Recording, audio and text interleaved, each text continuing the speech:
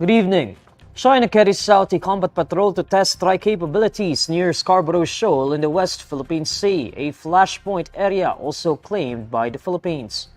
According to the Chinese military Southern Theater Command, they organized a joint combat patrol in the sea and airspace near the area on Wednesday, August 7. They add that the maneuvers tested the reconnaissance and early warning, rapid mobility, and the joint strike capabilities of theater troops.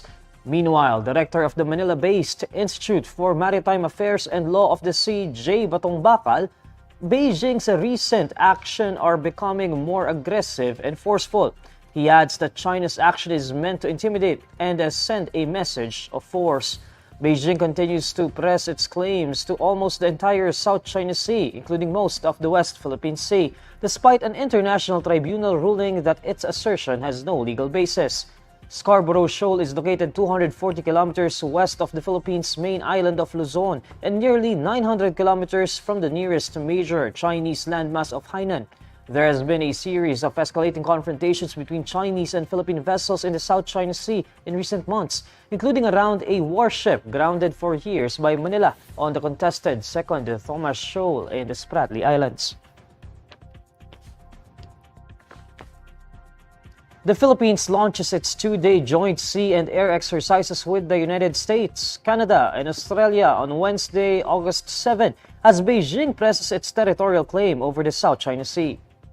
In a joint statement, top military officials of the four nations say the maneuvers will be held within the Philippines' exclusive economic zone and showcase the nation's collective commitment to strengthen regional and international cooperation in support of a free and open Indo-Pacific. The military officials also say that naval and air force units of participating nations will operate together, enhancing cooperation and interoperability between their armed forces. The exercises come as China's saber-rattling towards Taiwan and over the South China Sea, which fuels fears of a potential conflict that could drag in the United States. Beijing claims most of the strategic South China Sea, dismissing an international tribunal ruling that its claims were without basis. Last week, Manila held separate naval exercises in the South China Sea, first with the United States, followed by the exercises with Japan 2 days later. The Philippines has a mutual defense treaty with the United States and signed a treaty with Japan last month that will allow the deployment of troops on each other's territory. A top Filipino military official says that the multilateral maritime cooperative activity will be the first as a group by the four nations and will involve naval and air force units. A joint Coast Guard exercise is also scheduled off Manila Bay on Friday between the Philippines and Vietnam. Former Senator Antonio Trillanes IV files a second plunder case against former President Rodrigo Duterte, Senator Bongo, and other personalities involved in the allegedly anomalous Philippine Navy frigate acquisition project. Other respondents are former Defense Undersecretary Raimundo Elefante, former Budget Undersecretary Lloyd Christopher Lau, former Navy Chief Admiral Robert M. Pedrar, and 7 private individuals. Trillanes, who is a retired Philippine naval officer, accuses the respondents of violating Section 2 of the Act defining and penalizing the crime of plunder and the Anti-Graft and Corrupt Practices Act. The complaint stems from the 16 billion pesos frigate project, which involved buying 2 state-of-the-art warships for the Philippine Navy. It started under the administration of late former President Benigno Aquino III and continued under former President Duterte's administration. The project faced controversy in late 2017 when then Navy Chief Vice Admiral Ronald Joseph Mercado was dismissed for pushing for a specific brand of combat management systems for the frigates. These combat management systems were chosen by the Philippine Navy's Technical Working Group. Nagbigay ng specifications ang Philippine Navy na kung ano ang kailangan nila na gamit at ito ay dinaan sa bidding process, pero nung nanalo na sa bidding, biglang iniiba nung kontratista yung mga nakalagay dun sa napag-usapan.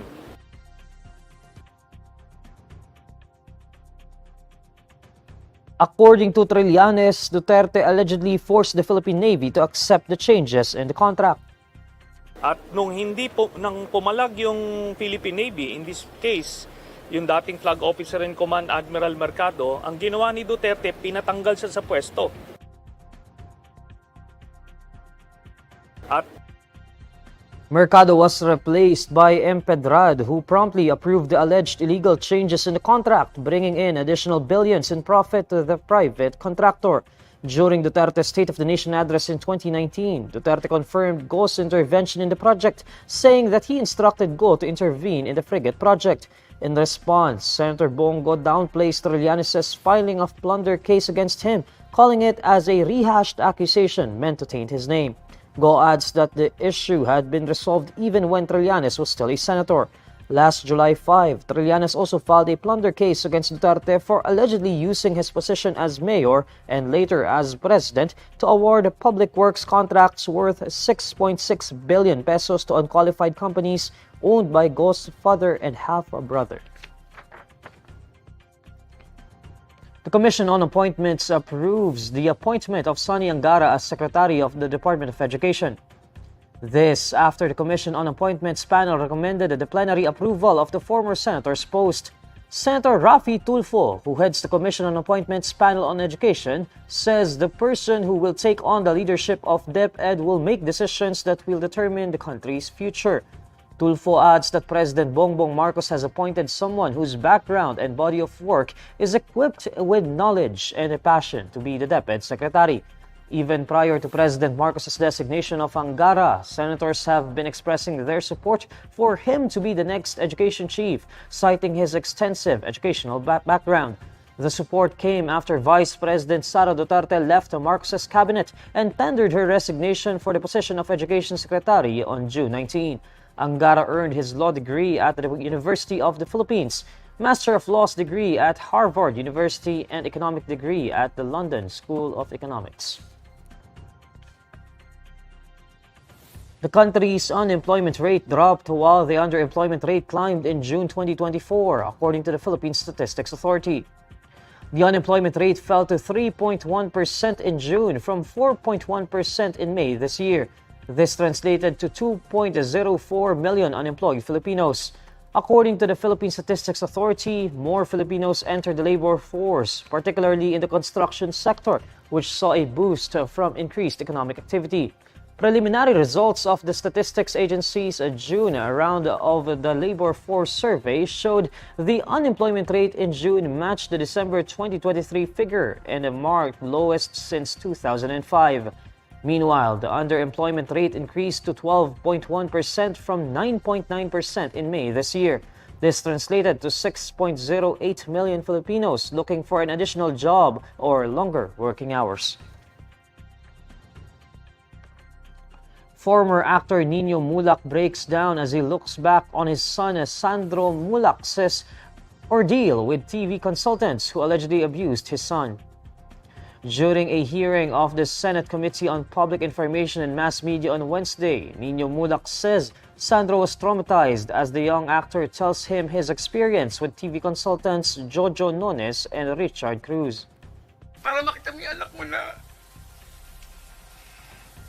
nanginginig at hindi niya halos mahawakan yung telepono niya. Nung kinakwento niya sa akin, yung ginawa sa kanya, lalo na si Jojo Nones po, katrabaho namin ni Sen sa walang matigas na pulis sa matigas na wishes. Siya po yung head writer namin at sobrang galang ko sa kanya, sobrang respeto ko sa kanya. Kaya hindi ko talaga matanggap na nagawa niya sa anak ko.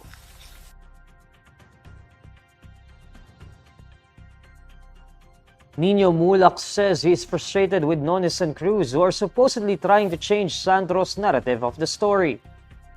Binabaliktad niya na Jojo at ni Richard yung nangyari sa mga comments nila, sa mga press release nila.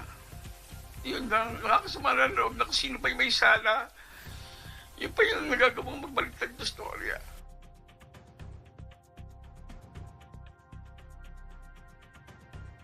According to Niño Muhlach, Sandro is now undergoing counseling with the National Bureau of Investigation. The Senate panel on Public Information and Mass Media has ordered the issuance of subpoena against Nones and Cruz, who are independent contractors working for GMA Network, earlier identified as the alleged abusers of Sandro Mulak. In a document submitted to the panel by Nones and Cruz, the two noted that they are not employees nor part of the management of GMA or Sparkle Artist Management Agency. It was Senate President Pro Tempore Jinggoy Estrada who made the motion during the panel's hearing. Senator Robin Padilla, who heads the panel, recognized Estrada's motion. It was then seconded by Senator Bong Revilla, who was also present during the proceeding. Meanwhile, National Bureau of Investigation's Chief of Public Corrupt Division, Attorney Marie Catherine Nolasco Ilescas, explained that although Sandro is mentally fit based on the findings provided by the NBI's Behavioral Science Division, he is still advised to limit his public speaking engagements. These are the stories you need to know today. I'm Neil Mercado. Follow INQUIRER.net on Facebook, X, YouTube, TikTok, Instagram, and Reddit. For more stories, visit INQUIRER.net. Good evening.